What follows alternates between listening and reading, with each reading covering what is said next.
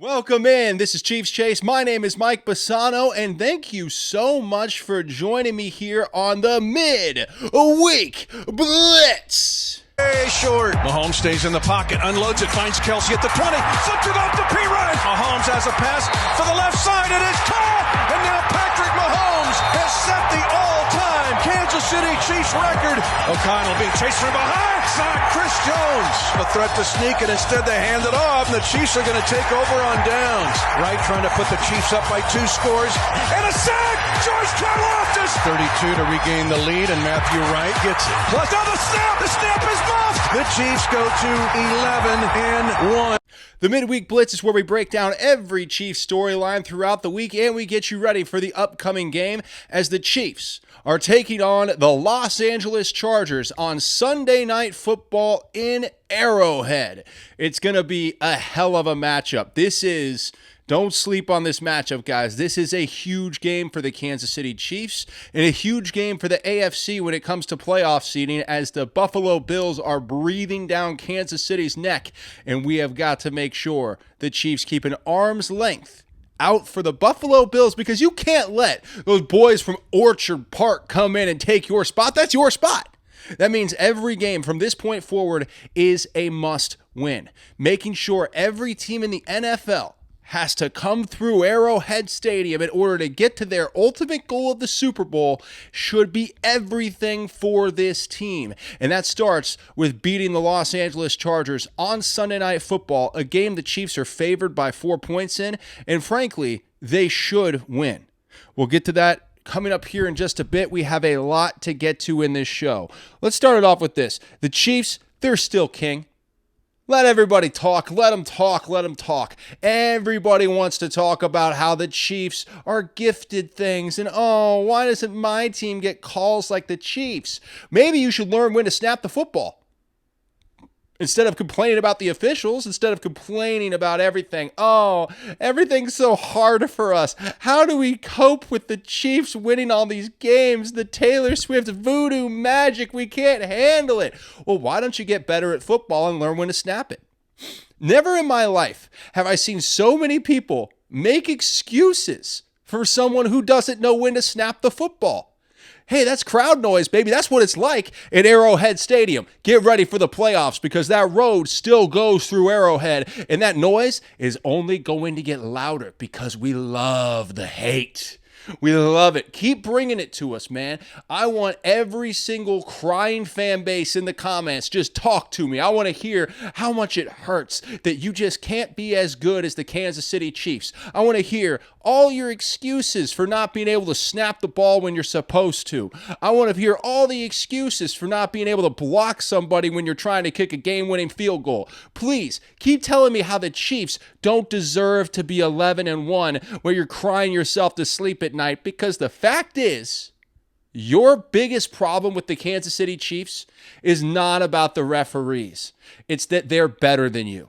And you know, deep down, they are better than you, especially in January. They prove it every single year. How many times does Andy Reid have to come out and destroy an opponent before people just accept you're not good enough to beat Kansas City?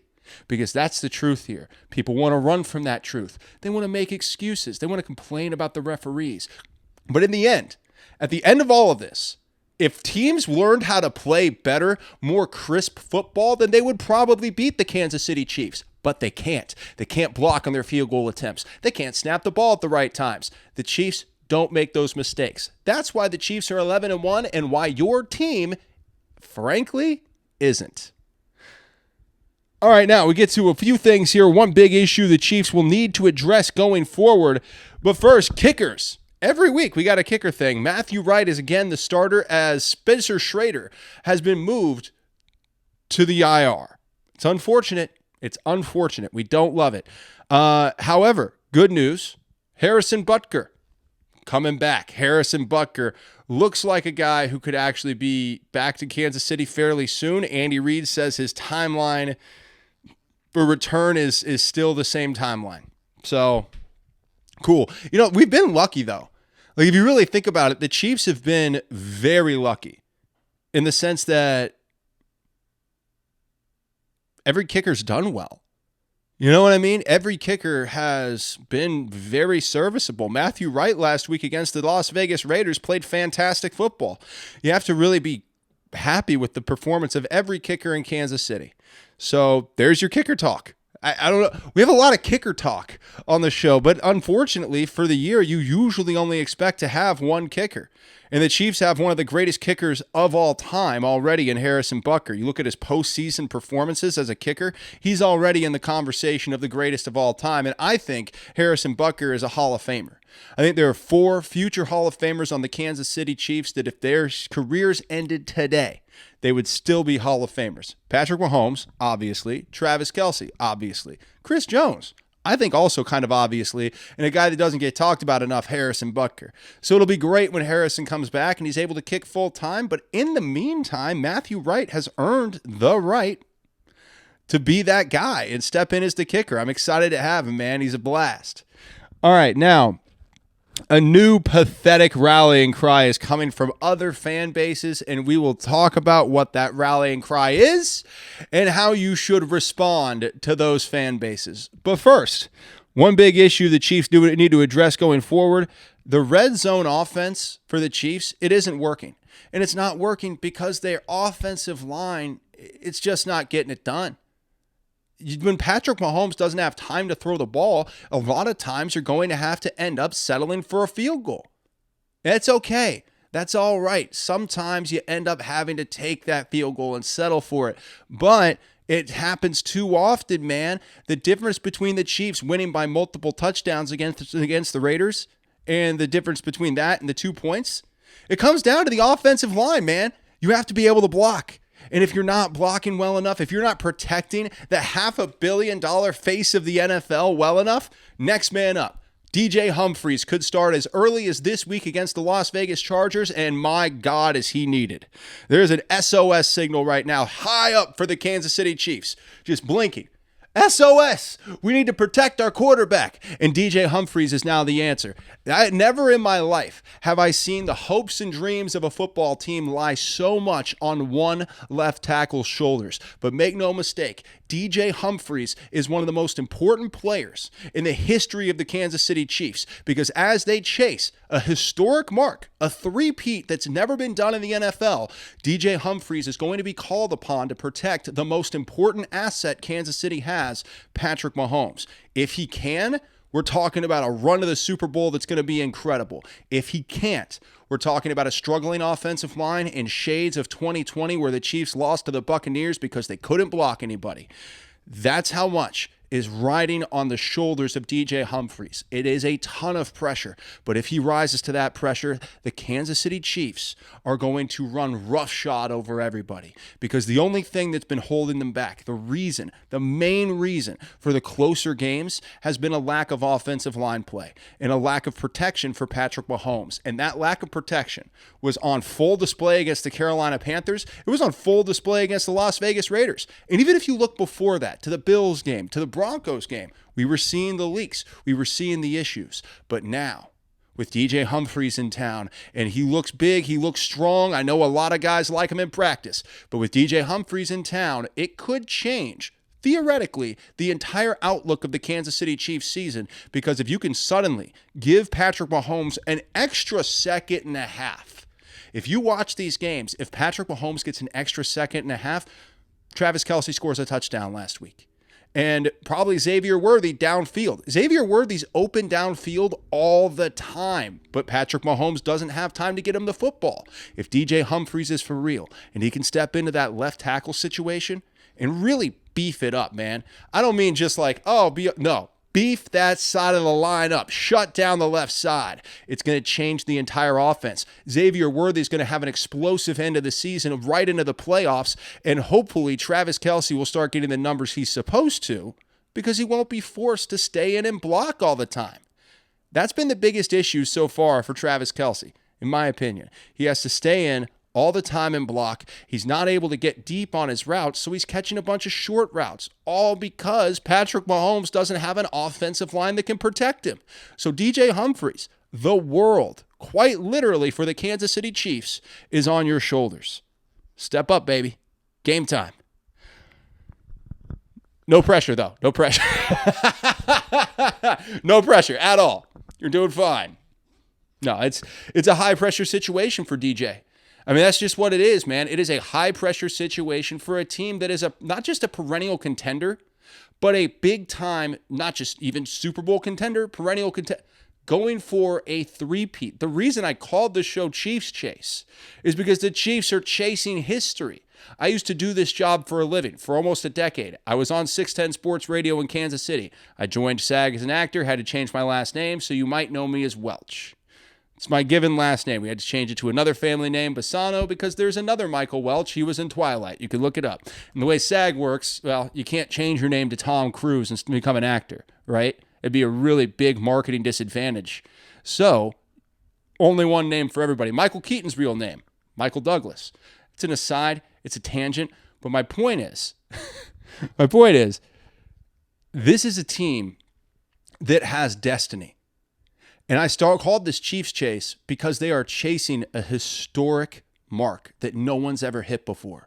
And DJ Humphries now has that on his shoulders out of kind of nowhere, which is a tough thing to handle for him, I'm sure. But he has to do it. He just has to. All right, now, one man knows how good the Chiefs are, and really, to be honest, he's the only guy in the world that anybody should be possibly listening to when it comes to football, more than anybody. I like my opinions a lot. This guy's opinions are worth a lot more than mine. We'll tell you who coming up here in just a few minutes. However, a new pathetic rallying cry from other fan bases. Have you seen this one? Have you seen the videos on the internet that say, well, imagine if this was the Chiefs? Like there's a blown call and they go, imagine if this were the Chiefs. Why are you so obsessed with us? I'm sorry that your team can't be good enough to capitalize on big plays. Adam Thielen didn't get his catch. You know what the Chiefs do when they don't get that call? They score another one. It happens throughout the season. It's all the videos they don't show you on the internet. You know, like the Travis Kelce 30-yard catch against the Bengals that would have set up a game-winning field goal, but it was called back because of a ticky-tack hands to the face against the Chiefs. They came back on the next play and got it. That's how that works, guys. If you are a good enough team, it doesn't matter if the referees call plays against you. The Chiefs don't beat themselves. And all these people want to cry about it. Oh, well, imagine if the Chiefs had this happen to them. It probably has, and you weren't watching because all you do is watch clips of other people who do nothing but agree with your tired narrative that the referees are helping out the Chiefs. But the fact is, the referees aren't helping the Chiefs. They're calling the game correctly. Learn when to snap the football. Cry yourselves to sleep all you want to. Make all your little videos. But the fact is, the reason you don't like the Chiefs is because you wish that your team had a small chance of being as good as the Kansas City Chiefs. And that might upset you. That might put you over the edge. I don't know. But if you look at the actual facts and stop blaming your life on the referees, the Kansas City Chiefs not only have had bad calls against them all season, but they have overcome those calls. And I'm sorry that your team's not good enough to overcome bad calls, because if you watch any of the NFL, you would know there are bad calls across the board all the time. And in college, if you watch that too. Referees are flawed. They don't have 37 angles in the real time to make a call, so sometimes they make mistakes. But the Chiefs overcome the mistakes against them. Let's go back to the Buccaneers game, shall we? Let's do it, because I'm sure there's going to be people that are like, oh, it's just a biased Chiefs fan. Let's go back to the Buccaneers game. There were phantom holding calls on the Chiefs defense that if they weren't made to keep the drive alive, Baker Mayfield and the Buccaneers get blown out. Let's go back to the Super Bowl last year, shall we? Overtime. Midfield, third down. The 49ers, bad play. Ticky-tack holding penalty. One that was much more ticky-tack than the one against Bradbury in the Super Bowl the year before that cost the Eagles the Super Bowl. This one kept the drive going for the San Francisco 49ers. But what did the Chiefs do? Oh, they hunkered down at the goal line. Chris Jones broke through and made a big play on third down, and they forced a field goal anyway. Had they not thrown the penalty, the 49ers likely would have had to punt. But because they got a penalty, they got into field goal range, and the Chiefs stopped them anyway. And then when they got the ball back, they drove it down, and McCole Hardman caught a walk-off touchdown. That's how champions operate. They don't sit around and complain about the referees. They go get it on the next one. Watch last year's Super Bowl. Watch the Buccaneers game. Watch the Bengals game. Bad calls against the Chiefs that the Chiefs overcame, because that's what champions do. They don't sit around and complain. They overcome and they go get their victory. I'm sorry that your teams aren't champions, so you have to keep making your sad videos. Could you imagine if this were the Chiefs? Well, if it were the Chiefs, it wouldn't be a conversation, because they would have overcame the bad call and scored a touchdown. Sorry, you can't do that. It's part of being a champion. Maybe one day you'll find out. But the fact is, there's only one quarterback drafted since 2013 that has won a Super Bowl. You know what his name is? I bet you do. Patrick Mahomes. Eat it. You aren't good enough, man. I'm sorry. That's a true stat, by the way. Isn't that wild? 2013. The only quarterback drafted since 2013 to win a Super Bowl. Patrick Mahomes II. Awesome. All right, now, do I have anything else to get to on this? I don't know. I want to see, because I'm just kind of ranting around right now. So I just want to see, is there anything? We'll get a little more into this. The coping mechanisms we're seeing from opposing fan bases are, in a word, hilarious. Putting out these videos, constantly complaining, oh, you wanted a penalty to save yourself from a bad snap? Oh, you're peanut butter and jealous. Your team isn't disciplined enough, and they showed it in the big moment that they couldn't handle the spotlight. You know how hard it is to be a back-to-back champion with Taylor Swift up in the skybox, and you have everybody giving you your best shot? It is nearly impossible, and the Chiefs handle that spotlight every single week. The Raiders couldn't handle that spotlight for 5 seconds. Snap the ball on time, kid. Sorry you can't handle it. That's just the reality. Want to be a champion? Got to play like a champion.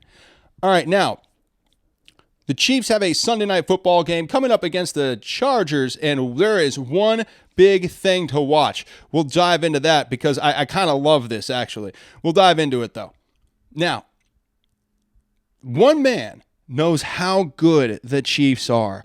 And really, to be 1,000% honest, this one man is the only one that's worth listening to. Tom Brady on the herd with Colin Cowherd talking about the Chiefs and all the people saying that they get all this help and all this other ridiculous stuff. The close games is always the mark of a really good team. To win when you're not playing your best football is the mark of a very good team. I just think the Chiefs are so dangerous because if it's a one-score game in the fourth quarter and Patrick has the ball, he's incredible. Not that he comes alive, because he comes alive all day long, but he's so dangerous because then he has 4 downs, late in the game where you got to stop him for 4 downs, not 3. And that's a dangerous aspect for any defense. You have to kind of pull away from him, and that it's a hard team to pull away from because they do such a good job defensively. Spags is a phenomenal coach. He's got him playing well defensively. Patrick is going to manage the game so well. He's going to throw to the open guy when it's there. He's got Travis out there that is going to make the right decisions in the big moments like we've seen time and time again. So they're going to be tough to beat in the playoffs. I don't care who they play, where they play. It's a lot like the teams that I played for at the Patriots. If you were going to beat us, man, you had to beat us. We weren't going to beat ourselves. Tom Brady has been through exactly what the Chiefs are going through, where you're on everybody's list. Everyone gets up a little bit more to play against you. So winning close games when everyone has a target on your back because you're back-to-back champions. You have your players on every single commercial. You have a holiday touchdown Hallmark movie and Taylor Swift up in the skybox. Of course you're getting everybody's best shot. And Tom Brady understands what that's like. So he knows. He gets it. He knows what it's like to have to put up with all these ridiculous fan bases calling you a cheater, saying that the referees are helping you out. Everyone's just so jealous and crying. But he understands what champions do. Champions rise above. They act like Tom Brady, and here's how you get to 7 rings. The best winner of all time. I maintain that Patrick Mahomes is the greatest quarterback of all time and potentially is on his way to being the greatest winner. But Tom Brady is the greatest winner I've ever seen. When the game's on the line, the way things break for him, his ability to see things in the final 2 minutes, it's very Mahomes-esque. That'll tick off some Patriots fans, but you know what? It is very Mahomes-esque. And you know what? What Tom Brady brings to this conversation, I think, is unbelievably important because he brings a perspective that NFL fans and frankly most NFL players don't have. He knows what it's like to have the target on your back. He knows what it's like to have every other fan base hate your guts. And you know what? I'll be 1,000% honest with you guys here on Chief Chase, as I always am. I was one of them. I was one of the haters. Absolutely. I was a Tom Brady hater. I hated Tom Brady. I used to make jokes about him, used to do the deflating balls jokes. I did the Spygate jokes. I could not stand Tom Brady and the New England Patriots. They were the most hated team in my mind. If anybody played with the Patriots on Madden, immediately hated them. I hated everything about the New England Patriots. And it took until the last couple of years for the Kansas City Chiefs for me to realize I was just being a hater. The Patriots were a dynasty and a phenomenal franchise that did everything the right way with Tom Brady leading the charge. And I was jealous of that. I was upset that even with a team that wasn't the most talented or a team that didn't play the best during the regular season, when it came to the postseason, the Patriots were always the toughest out. I hated that. Now that I'm on the other side of it, I feel bad a little bit. And I see Tom Brady, and I really like Tom as a broadcaster. He had his little rough start, which he hadn't done it before, guys. Of course he's going to have a rough start. But clearly he's either gotten coaching or he's developed into it or a little bit of both. Because I think Tom Brady has become an unbelievably gifted broadcaster that I really enjoy watching. And his time on Colin Cowherd I thought was a great interview the whole way through. He was talking about the big hit from Al Shahir. We could talk about the Al Shahir hit. We'll take a little bit of a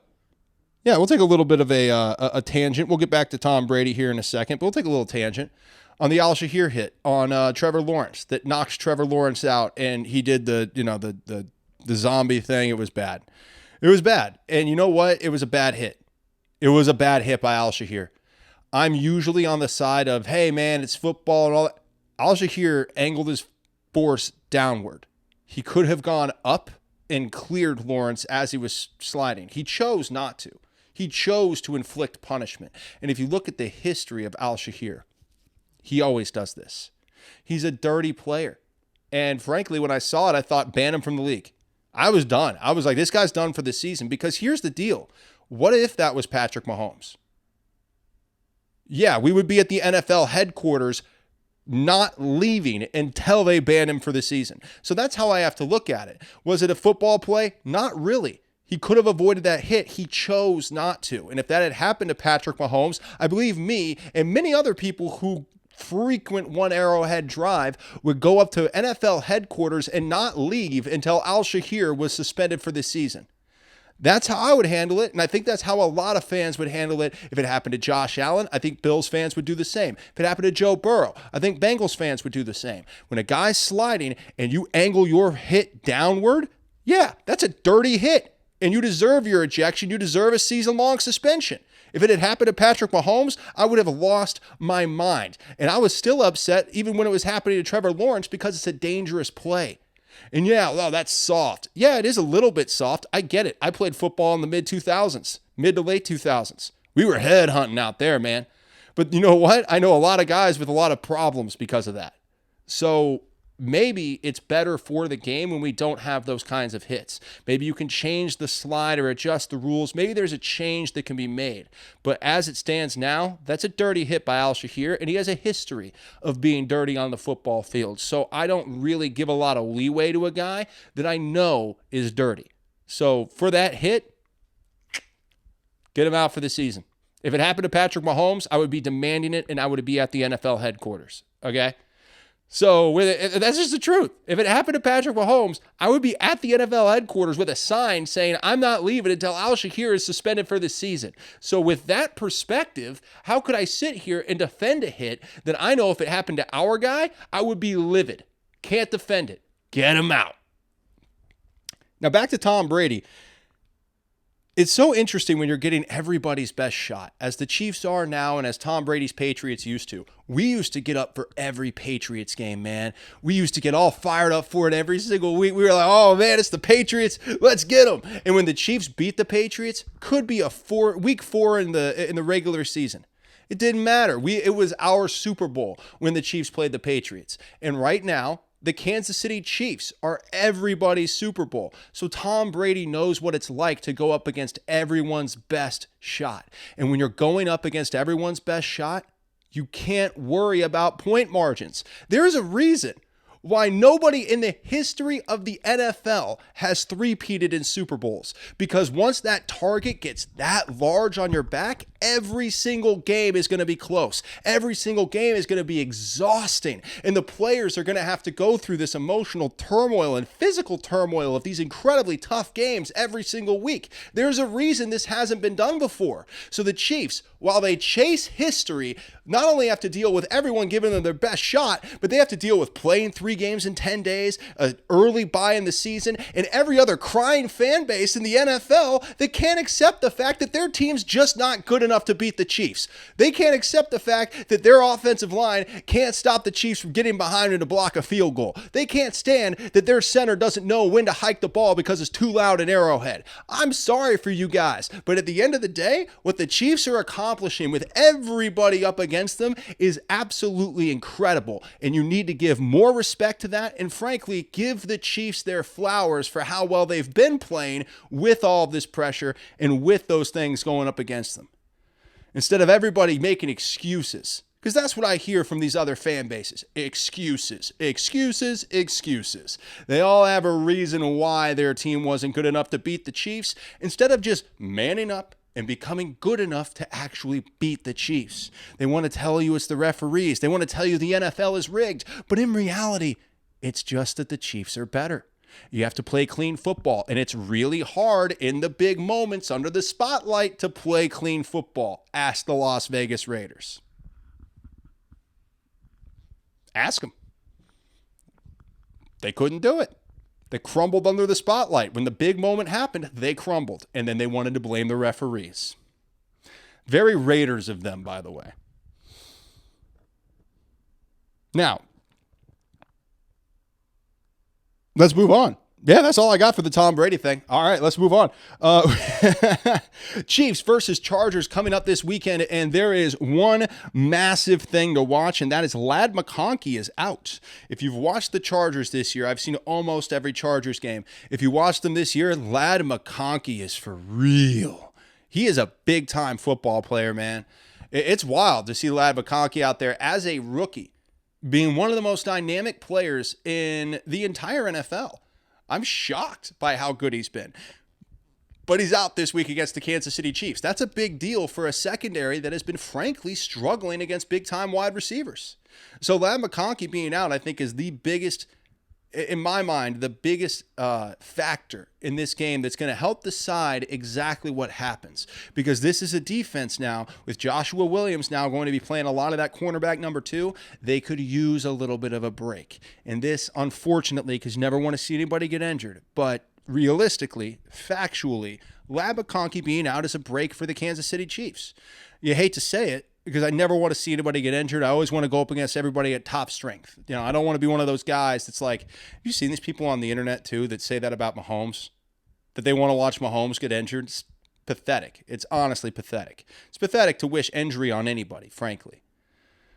So, in that same key, don't like to see Ladd McConkey not playing. However, I would be lying if I said that wasn't an advantage for the Kansas City Chiefs. So that's a big thing to watch out for, because he is a big-time difference maker and a big-time player. Now, it's still a huge game. I mean, this is a huge game, and it really could go either way. Not only is it a division opponent, it's in prime time, Sunday Night Football. Everyone's going to be watching. Jim Harbaugh has a lot at stake here. You know, usually you go, well, who has more at stake? Right now, it's the Chargers. They're fighting for a better playoff spot. Currently, they're in the playoffs, but they're not guaranteed a spot like the Chiefs are at this point. So they're fighting for that playoff spot, and it's a big optics game for Jim Harbaugh. Harbaugh is a big optics guy. He comes from college. Stanford, Michigan, he comes from college. He understands winning these big games in prime time goes a long way to the not just stability of your franchise, but to the way people perceive your franchise. Is it moving in the right direction? If the Chargers come into Kansas City and they beat the Chiefs on Sunday night, that is a massive statement for Jim Harbaugh and the Los Angeles Chargers. So that is working against the Chiefs significantly. But I think the Chiefs are a much better team than the Chargers. They have guys that are dropping more passes than the Chiefs do. I think the Chiefs are going to get the drops picked up, though.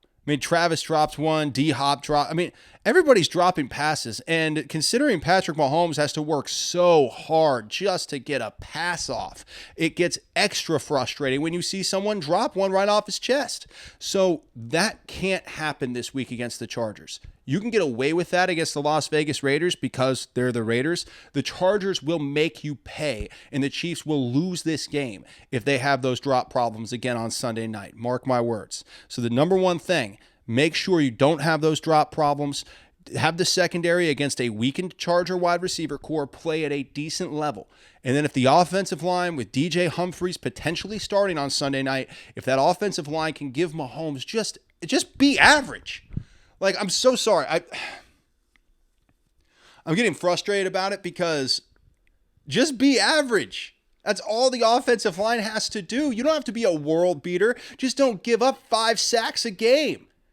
Give Mahomes a second to set his feet and throw. The offensive line doesn't have to be incredible. We don't need Will Shields, Willie Roaf, and Brian Waters walking through the door. They just have to be decent. And this Chiefs team is a Super Bowl victory in short. I'm telling you, if the offensive line can just be 15th in the NFL, then the Chiefs are in great shape. But right now they're not. It's like a turnstile on the left side of the line with Wanya Morris over there, and Jawan Taylor can't stop committing penalties every 5 minutes. So the offensive line has got to get better, or that's going to be the downfall of this team. So that is another massive thing to be watching for against the Chargers. Can the offensive line finally pull it together and be the guys to be at least average? Just be average. And then the Chiefs will excel. That's all the Chiefs are missing right now offensively is an average offensive line.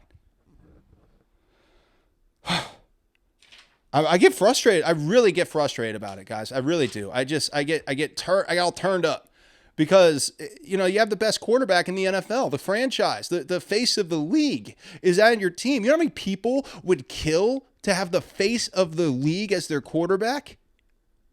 Tons. Fans are crazy. Yeah, tons. But the Chiefs have him, and you don't protect him? Are you out of your mind? It's crazy. You have to protect Patrick Mahomes, man. You just have to.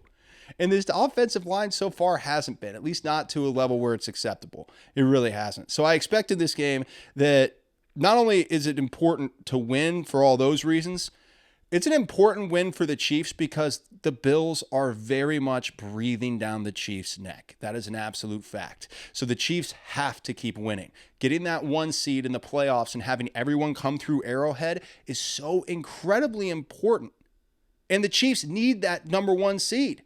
They need the extra bye week more than anything. You look at this team, what they've had to go through. They have 3 games in 10 games. They have 3 games in 10 days coming up, which is absolutely insane. So the number 1 thing the Chiefs need on top of home field advantage is to just get that bye week so they can have a little bit of time to rest up and get their bodies healthy. A week 4 bye for this team is ridiculous. So if you want to tell me that the NFL is shifting the scales for the Chiefs and they're trying to help the Chiefs, the scheduling has done nothing to help the Chiefs. It's not the scheduling's fault that the first place teams for each division has fallen off and the Chiefs were able to beat them, the Bengals, the Ravens. It's not the NFL's fault, but it is their fault that they gave the Chiefs a week 4 bye when they have them playing 3 games in 10 days in December. It's asinine. And so the NFL should be embarrassed that they don't care enough about player safety to put the Chiefs in this position. And anybody saying the NFL is giving the Chiefs preferential treatment, look at their schedule. They are absolutely not. If they were, they wouldn't be screwing them in the middle of December. Now, Patrick Mahomes will likely have to carry the team this week. I think it's going to be another situation. And look, he carried the Chiefs against the Raiders.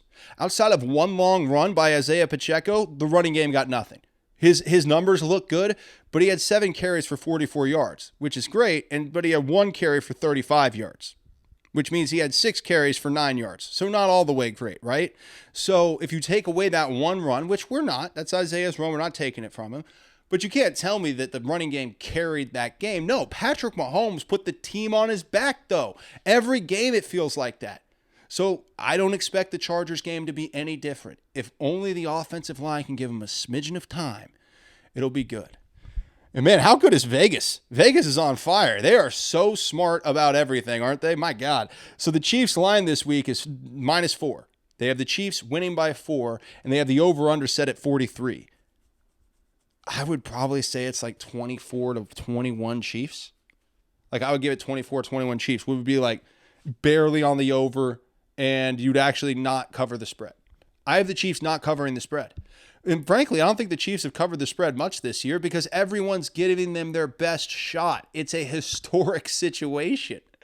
That's the thing. I think that's one thing Vegas has been missing on big time is how much all these other teams are going to be pulling out the stops to try to beat the Chiefs.